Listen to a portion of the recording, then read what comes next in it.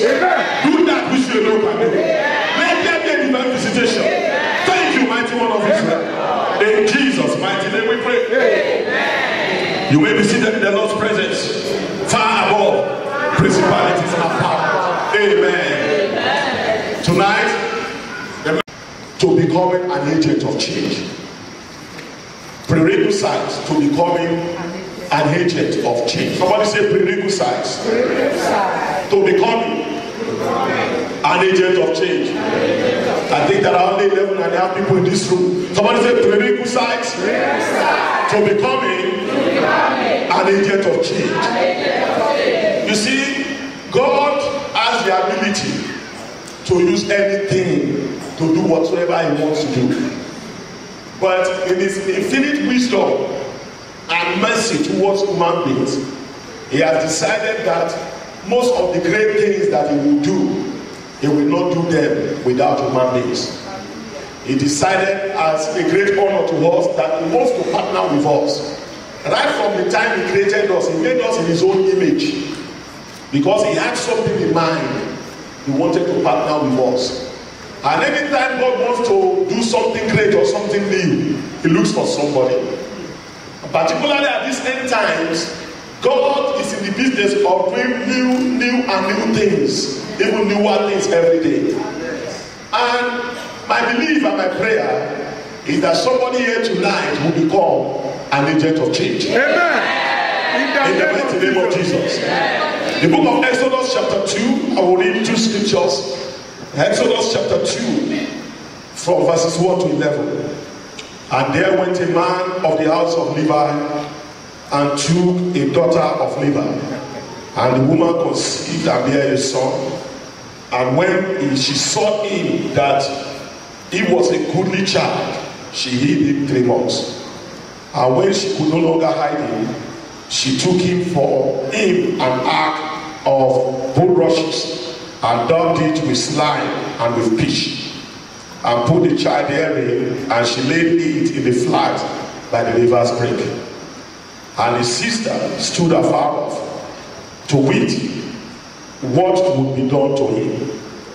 And the daughter of Pharaoh came down to wash herself at the river, and her maidens walked along by the river's side. And when she saw the ark among the flags, she sent her maid to fetch it. And when she had opened it, she saw the child, and behold, the babe wept. And she had compassion on him, and said, This is one of the Hebrews' children. Then said his sister to Pharaoh's daughter, Shall I go and call to thee a nurse of the Hebrew women, that she may nurse the child for thee? And Pharaoh's daughter said to her, Go. And the maid went and called the child's mother.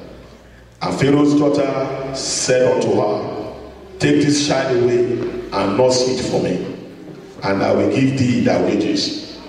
And the woman took the child and nursed it. And the child grew, and she brought him unto Pharaoh's daughter, and he became her son. And she called his name Moses, as she said, because I drew him out of the water.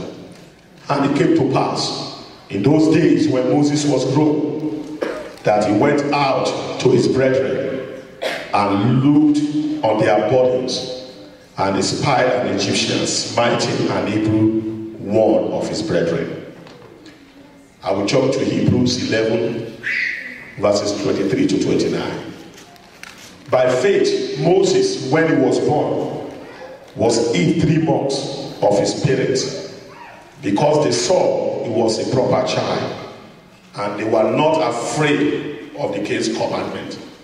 By faith, Moses, when he was come to years, refused to be called the son of Pharaoh's daughter, choosing rather to suffer affliction with the people of God than to enjoy the pleasures of sin for a season, esteeming the reproach of Christ greater riches than the treasures in Egypt, for he had respect unto the recompense of the reward. Amen. By faith he forsook Egypt, not fearing the wrath of the king, for he endured as seeing him who is invisible. Amen.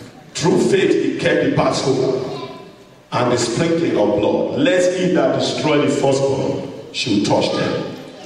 By faith then they, Moses, through the Red Sea, passed through the Red Sea by dry land, which the Egyptians are saying to do, were drowned.